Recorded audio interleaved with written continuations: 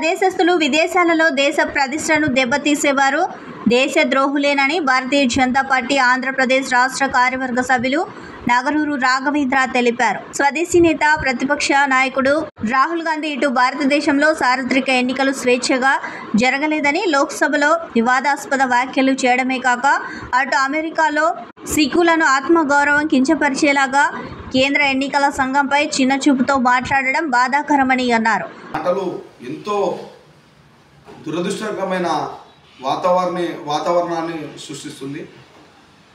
ఎక్కడో పోయి అమెరికాలో నాకు రిజర్వేషన్లు ఇష్టం లేదు, నాకు ఈ సిక్కులకు ఆ టర్బైన్లు కట్టడము వీళ్ళకి ఇష్టం లేదు, ఆ బీజేపీ పార్టీకి ఇష్టం లేదని తిక్క మాటలతో రెచ్చగొట్టే విధంగా ఆయన మాటలు మాట్లాడుతుంటే నిజంగా ఎంతో బాధాకరంగా అనిపిస్తుంది. ఒక 15 సంవత్సరాల నుండి పాలిస్తున్నటువంటి బీజేపీ ప్రభుత్వంలో ఒక అల్లర్లు జరగడం కాదు కదా, బాంబులో మూత కానీ ఎక్కడ కానీ ఒక్కడు కూడా వినిపించడం లేదు. దీనికి మనం కల్లారా చూస్తున్నాము, చూడడం లేదు కదా, కల్లారా చూస్తున్నాము. అంటే కాంగ్రెస్ పార్టీకి ఎప్పుడు ఎలా ఉండాలంటే దేశము అంటే సంతోషంగా ఉండకూడదు, దేశము డెవలప్మెంట్ అనేది ఉండనప్పుడే మాకు చైనా నుంచి కానీ అమెరికా నుంచి కానీ డబ్బులు వస్తాయి, లేకపోతే మా పరిస్థితి ఏంది, దిక్కు దివాలు లేకుండా పోతామని వాళ్ళు బాధతో ఉన్నట్టు నాకు అనిపిస్తుంది.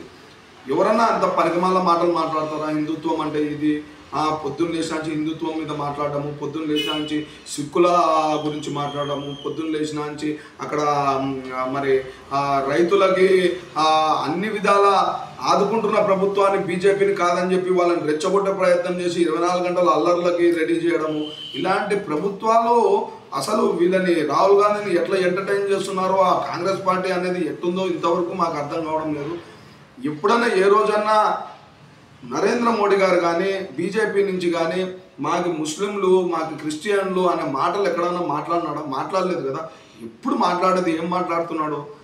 హిందువులకు ఫలానా ఇది చేయండి అది చేయండి అంటాడు కానీ వాళ్ళ మీద ఎప్పుడు కూడా ఏ రోజు కూడా నాకు తెలిసి ఏ రోజు కూడా ఒక వాక్య కూడా చేసినటువంటిది ఎక్కడ కూడా లేదు.